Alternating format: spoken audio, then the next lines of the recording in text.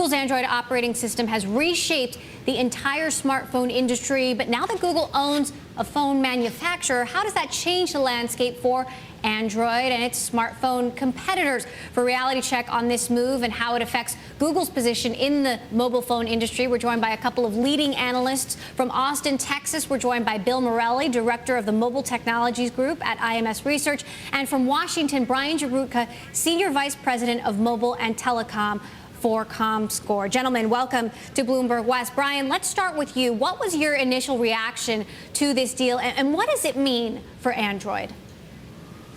I think my initial reaction was I was certainly somewhat surprised as I woke up this morning. But I think the first reaction that I really had was, what does this mean for some of the manufacturers that use the Android operating system?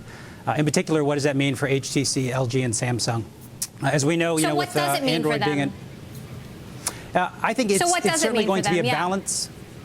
It's going to be a balance that Google plays, essentially to say, to what extent they leave the operating system as a completely open operating system and do not use any preference for Motorola in the overall structure, if you will, of Android, and give any preference to Motorola.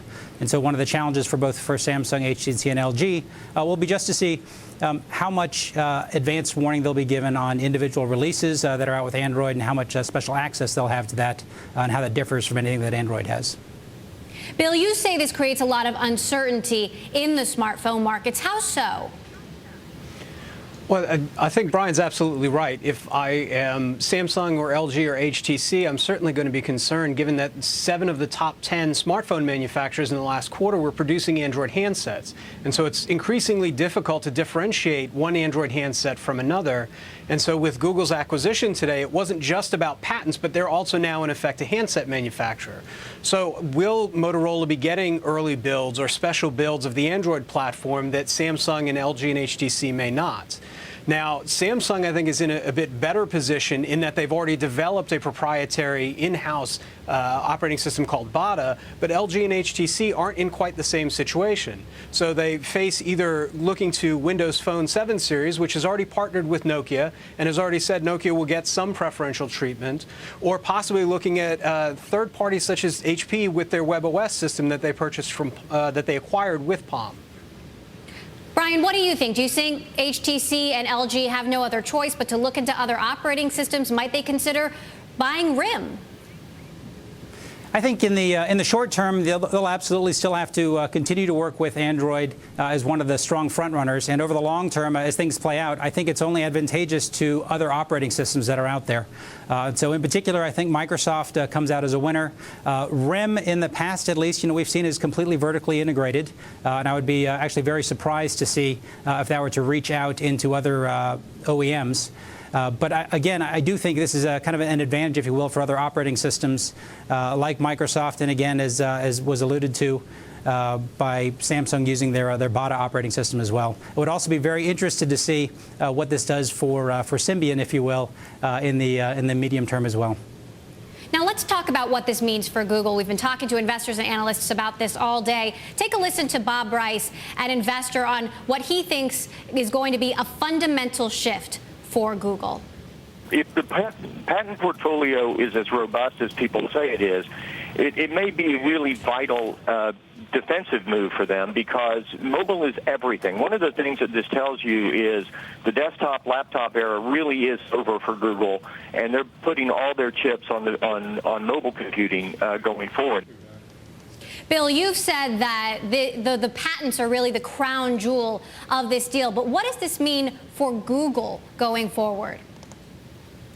Well, I think Google's going to have to adapt to being a handset manufacturer in and of itself, and that's going to create a whole different dynamic for them. It's not now just about getting eyeballs for advertising, but they're going to have to work on developing different types of relationships with operators, for example. The handset manufacturers have always been very closely tied to the operators, and their whole relationship now has changed. Google's not just a service provider, but now they're also providing actual hardware for them to use. I think it does create a opportunity for them with regard to the patents. The question is, are they the right patents? Is it really going to put them in a position where they can negotiate with some of the companies that are suing them? Brian, what do you think? Are they the right patents?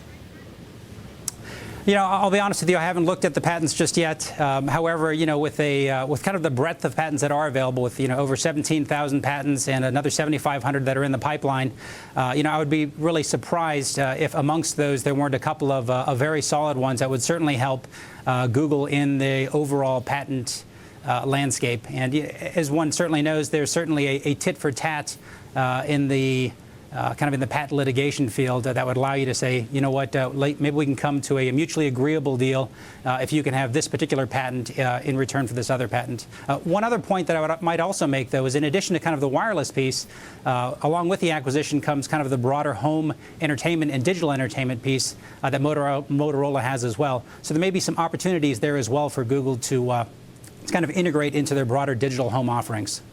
And I believe the set-top box business is about 30% of Motorola's revenue. I want to ask one more question about tablets. Bill, does this make Google any better prepared to compete in the tablet market? I think one of the things that's interesting about the Motorola purchase is Motorola has had a sole focus on Android as a platform for the last several years. So what Google is acquiring is someone with deep experience with Android, integrating it not just into handsets but also into tablets, as it did with the Zoom. Now, while the initial launch of the Zoom was not quite a runaway success, it still was respectable, and there is an opportunity here for Google to push that even more aggressively moving forward. All right, Bill Morelli of IMS Research and comScore's Brian Jurutka in Washington, D.C. Thank you both for joining us. Certainly a big story for us today.